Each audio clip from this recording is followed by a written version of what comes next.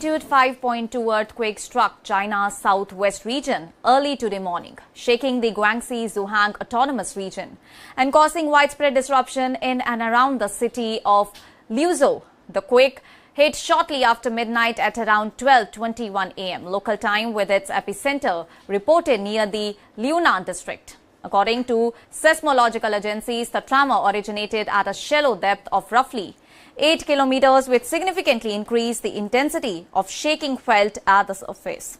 The earthquake resulted in at least 2 confirmed deaths, while 1 person remains missing as search and rescue operations continue.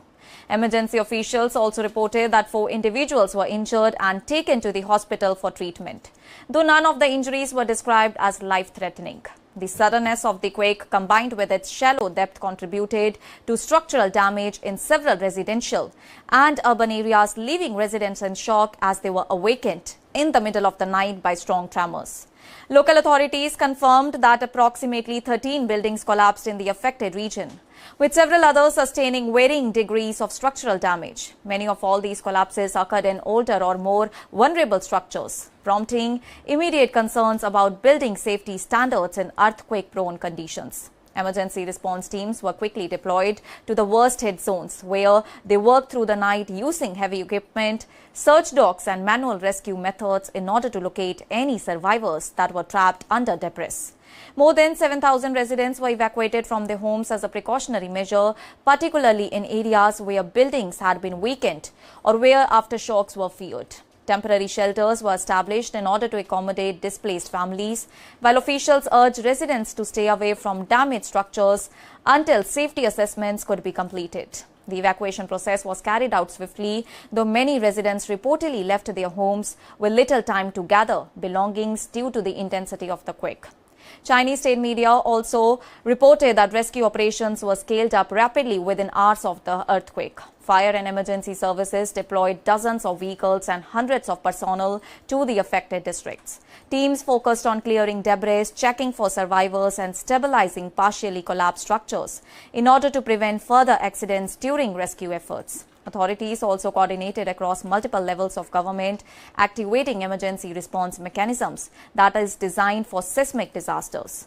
Transport infrastructure in the region faced precautionary inspections following the quake. Railway authorities temporarily assessed rail lines and related infrastructure in order to ensure that no structural damage had occurred that could threaten train operations.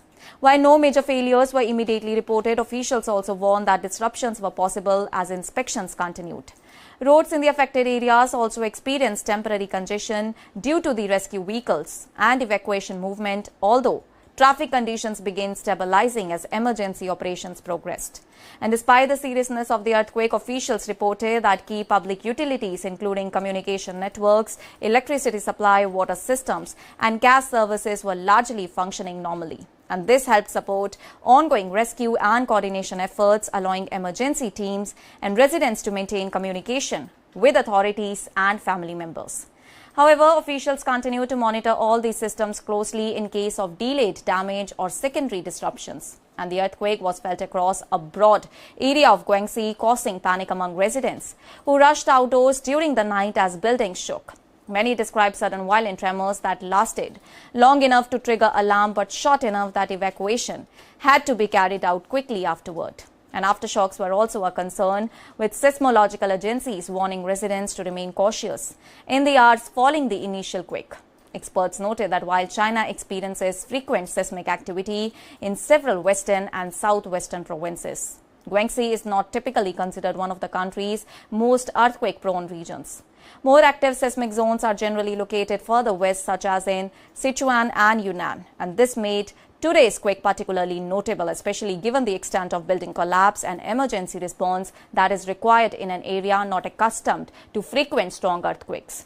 Authorities have also launched a full-scale assessment in order to determine the exact of casualties, structural damage, and potential risk of further collapse. Search and rescue operations are expected to continue until all the missing individuals are accounted for and affected zones are fully secured. Officials have also instructed local teams to prioritize rapid damage assessment and to ensure that residents displaced by the quake are provided with shelter, food and medical assistance. And as the situation develops, emergency services remain on high alert with continued monitoring for aftershocks and structural vulnerabilities.